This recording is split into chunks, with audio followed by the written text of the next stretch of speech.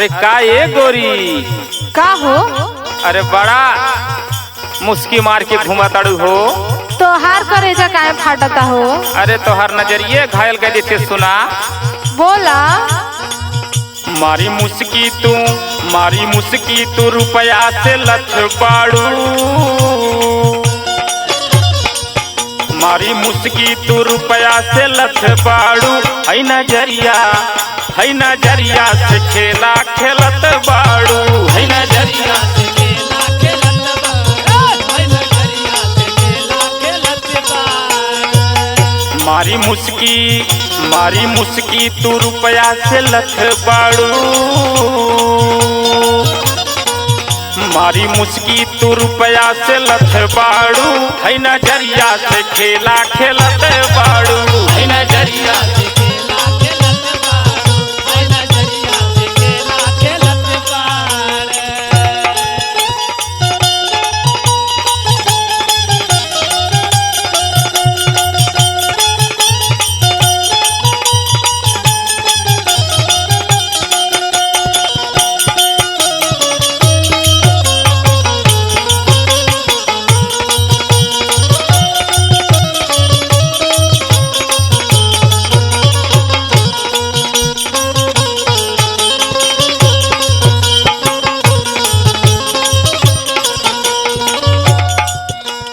और सुना ये गोरी। बोला बोला। लवंडन के अपने घुमावे लू पीछे। चाहे लू उन्हन से खूब पैसा खींचे।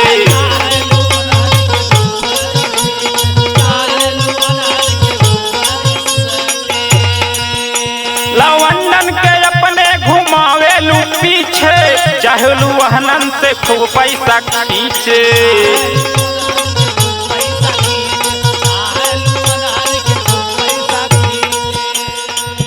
तू पचहत्तर लवंडा झेलत बाड़ू। तू 75 लवंडा झेलत बाड़ू। है नजरिया के खेला खेलत बाड़ू।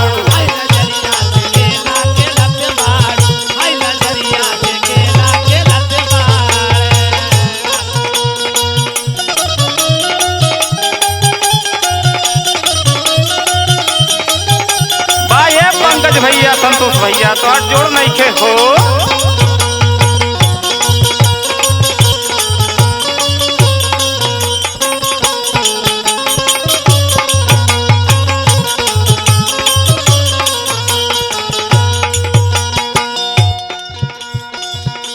अपने तू पूरा शहर के बिगाड़ दे। तू सुना ये गोरी।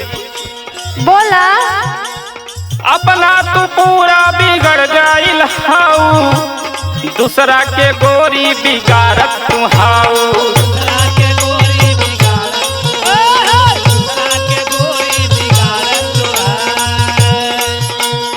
अपना तो पूरा बिगड़ गइल हाउ। दूसरा के गोरी बिगाड़त हाउ। तो तू सुधर के रहा। अच्छा सुना। संगे दूसरो लड़की के झेलत बाड़ू। संगे दूसरो लड़की के ठेलत बाड़ू। है नजरिया के खेला खेलत बाड़ू। है नजरिया के खेला खेलत बाड़ू। है नजरिया के खेला खेलत बाड़ू। मारी मुस्की तू रुपया से लथ बाड़ू। है नजरिया के खेला खेलत बाड़ू। है नजरिया के खेला खेलत बाड़ू। है नजरिया के खेला खेलत बाड़ू। है नजरिया के खेला खेलत बाड़ू। है नजरिया के खेला खेलत बाड़ू।